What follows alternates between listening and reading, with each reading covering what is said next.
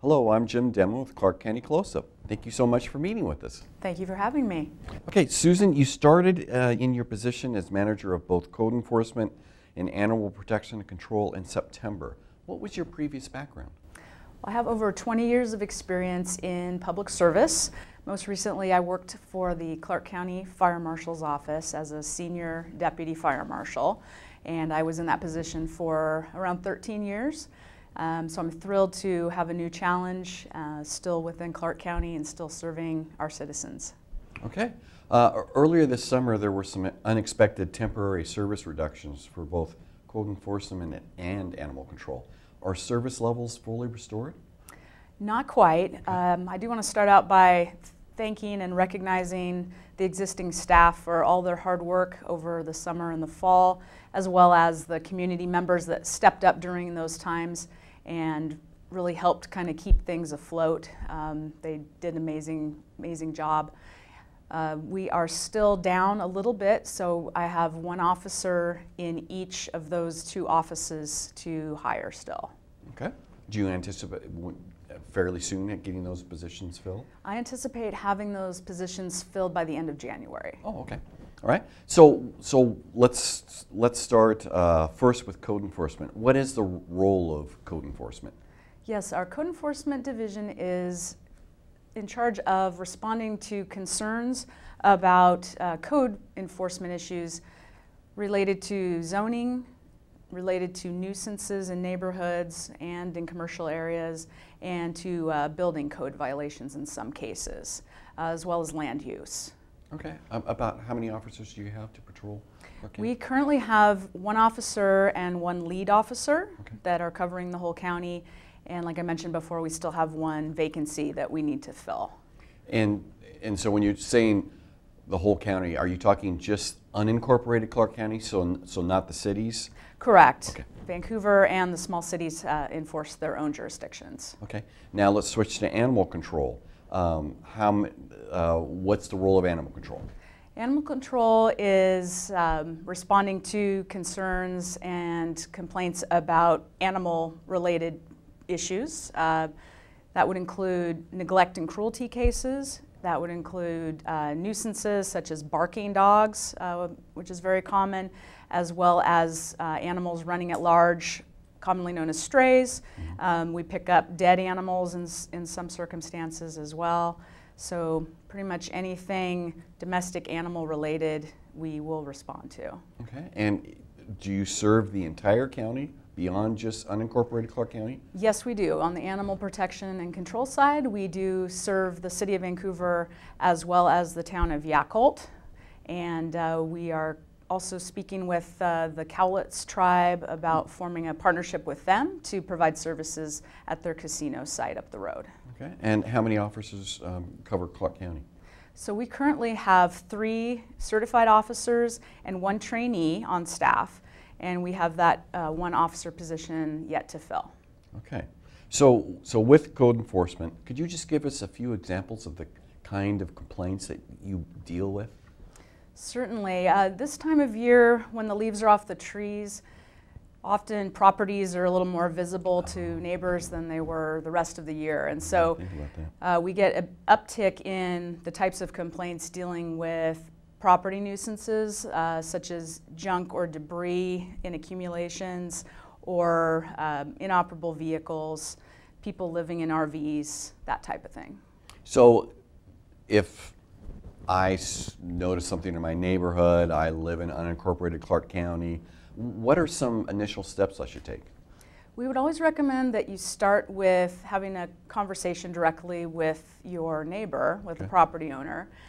Oftentimes you can also speak with a homeowners association if you have one, and they can offer some remedies in some cases if there's violations of their CC&Rs as well. If that doesn't yield results, then they're welcome to call code enforcement or to go on our website. The best way to file a complaint with us is to use our online form. Okay, and we'll show those contact information at the end of the interview. Okay, so now let's turn to animals. First, why is it important to license your pet? Well, the license fees that we collect are a significant revenue stream for our program. It supports our investigations of cruelty and neglect, as well as our other services to the community, such as low-cost spay and neutering, as well as sheltering at the shelter out there at the Humane Society.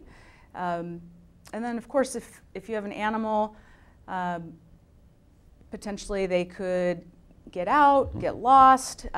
So if an animal has a license tag, it is likely to be reunited with its family much faster than if it is not. Okay. So in the wintertime, what are some common complaints that you receive regarding animals? Well, in the wintertime on the animal side, the nuisance noise complaints tend to kind of fall off, and unfortunately we start seeing a lot more of the neglect and cruelty cases. Often we see pets or domestic animals or livestock that are not given adequate food, water, or shelter from the elements. Okay. So obviously those kind of complaints or response has to be much quicker. So how are those complaint calls handled? Sure. So we do have a dispatcher that works Monday through Friday during the day. She does take most of our online and telephone complaints. So we have a priority system, basically. So for the most urgent calls where there's imminent threat to an animal or person's life or property, those are red-coded calls, and those are deemed for an immediate response. The next level priority are the blue calls.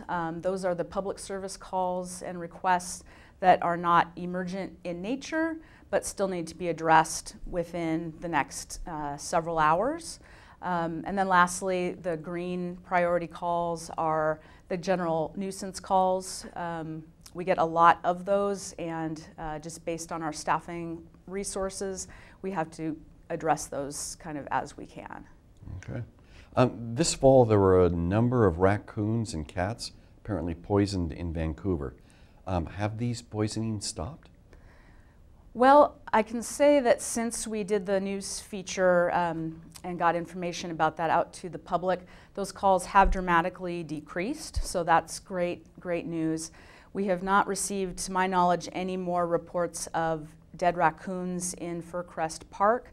We do still occasionally get calls where we have cats that appear to be suffering from poisoning.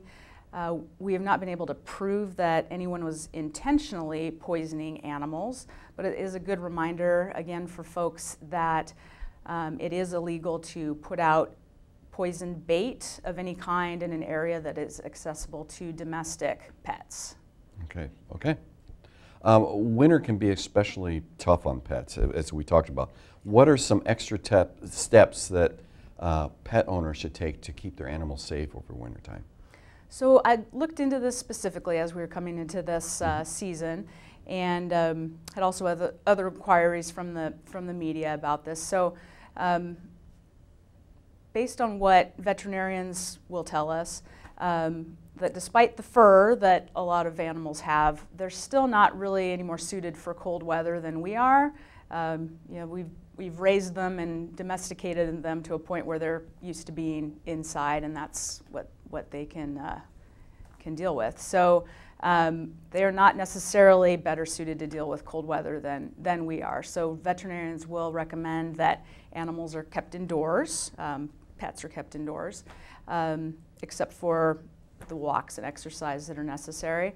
Also, if for some reason the pet has to be kept outdoors, the owner is responsible for providing adequate fresh water, food to maintain a healthy body weight, as well as shelter from the elements, including wind, rain, snow, and that would include dry bedding.